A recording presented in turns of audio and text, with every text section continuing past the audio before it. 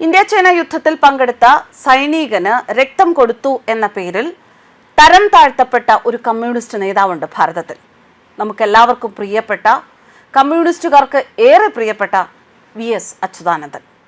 എന്നാൽ ഇപ്പോൾ പാകിസ്ഥാന്റെ തീവ്രവാദത്തെക്കുറിച്ച്, പാകിസ്ഥാനെ പൊളിച്ചെടുക്കാൻ ഇന്ത്യ നിയോഗിച്ച സംഘത്തിൽ ശശി തരൂർ MP എന്ന കോൺഗ്രസ്സുകാരൻ വന്നപ്പോൾ പലർക്കും മുറുമുറുപ്പുണ്ട്. ഇത് ഭാരതത്തിന്റെ മാത്രം ഗതികേടാണ്. കാസയുടെ ഒരു ഫേസ്ബുക്ക് പോസ്റ്റ് വായിക്കാനിടയായി. ആ ഫേസ്ബുക്ക് പോസ്റ്റിൽ പറയുന്നത് അക്ഷരാർത്ഥത്തിൽ ശരിയാണ്. രാഷ്ട്രീയമാണ് ഇവിടെ പലർക്കും തലയ്ക്ക് പിടിച്ചിരിക്കുന്നത്.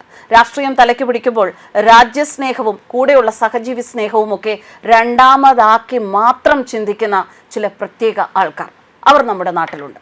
എന്നാൽ അങ്ങനെയല്ല വേണ്ടത്. എന്തിനും ആദ്യം വേണ്ടത് സഹജീവി സ്നേഹവും രാജ്യസ്നേഹവുമാണ് എന്ന് മനസ്സിലാക്കേണ്ടിടത്താണ് കാസയുടെ ഈ ഫേസ്ബുക്ക് പോസ്റ്റിന്റെ പ്രസക്തി. എന്തായാലും ഈ പോസ്റ്റ് വായിക്കാം. ലോകത്ത് ഭാരതത്തിന് മാത്രമുള്ള ഗതികേട്. പാകിസ്ഥാൻ എന്ന രാജ്യത്തെയും അവിടുത്തെ ജനങ്ങളെയും ഒരു കാര്യത്തിൽ അഭിനന്ദിക്കാതിരിക്കാനാവില്ല. കാരണം പാകിസ്ഥാനും ഭാരതവുമായി യുദ്ധസമാന സാഹചര്യങ്ങളും യുദ്ധങ്ങളും ഉണ്ടായപ്പോൾ എല്ലാം തന്നെ പാകിസ്ഥാനിലെ പ്രതിപക്ഷ പാർട്ടികളും മാധ്യമങ്ങളും ഇതര സംഘടനകളും ഭരണ പ്രതിപക്ഷങ്ങളും എല്ലാം രാജ്യത്തിനു വേണ്ടി ഒറ്റക്കെട്ടായി ഗവൺമെന്റിനൊപ്പം നിൽക്കുന്ന കാഴ്ചയാണ് നാം ഇതുവരെ കണ്ടിട്ടുള്ളത്. ഇപ്പോഴും അങ്ങനെ തന്നെ. അത് പാകിസ്ഥാനിൽ മാത്രമല്ല, യുദ്ധങ്ങൾ ഉണ്ടായിട്ടുള്ള എല്ലാ രാജ്യങ്ങളിലും അങ്ങനെയൊക്കെ തന്നെയാണ്. സ്വന്തം രാജ്യം ഒരു യുദ്ധത്തെ നേരിടുമ്പോൾ അവിടുത്തെ ഭരണ പ്രതിപക്ഷ പാർട്ടികളെല്ലാം ഗവൺമെന്റിനൊപ്പം നിലകൊള്ളും.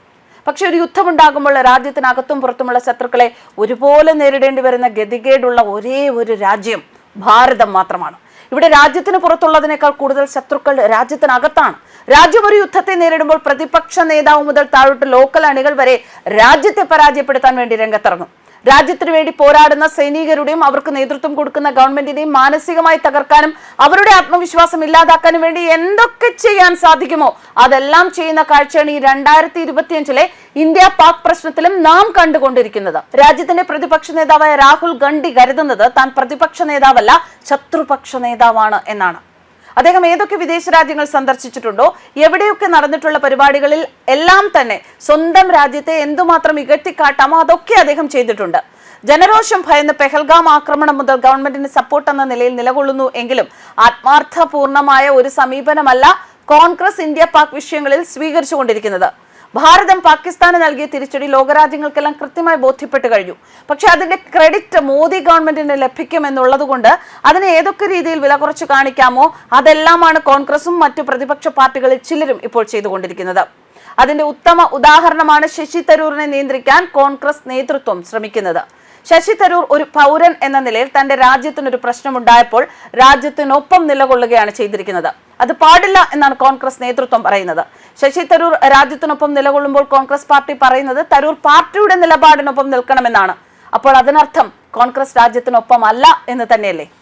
ഇത് തന്നെയായിരുന്നു കമ്മ്യൂണിസ്റ്റ് പാർട്ടിയുടെയും നിലപാട്. പണ്ട് ഭാരതവും ചൈനയുമായി യുദ്ധമുണ്ടായ കാലത്ത് ഇന്ത്യൻ പട്ടാളക്കാർക്ക് വേണ്ടി രക്തം ദാനം ചെയ്തതിന്റെ പേരിലാണ് യഥാർത്ഥ കമ്മ്യൂണിസ്റ്റുകാരനായ സഖാവ് VS അച്യുതാനന്ദനെ അന്ന് പോളിറ്റ് ബ്യൂറോയിൽ നിന്നും ഏറ്റവും താഴെത്തട്ടിലേക്ക് തരം താഴ്ത്തിയത്.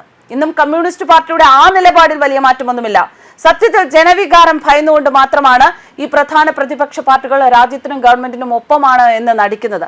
ഇതാണ് പരമാർത്ഥം. ഈ ഗതികേട് ലോകത്ത് ഭാരതത്തിനല്ലാതെ മറ്റൊരു രാജ്യത്തിനും ഇല്ല എന്നുള്ളതിനെ കുറിച്ച് ബോധമുള്ള ജനങ്ങൾ ചിന്തിക്കേണ്ട വിഷയം തന്നെയാണ്.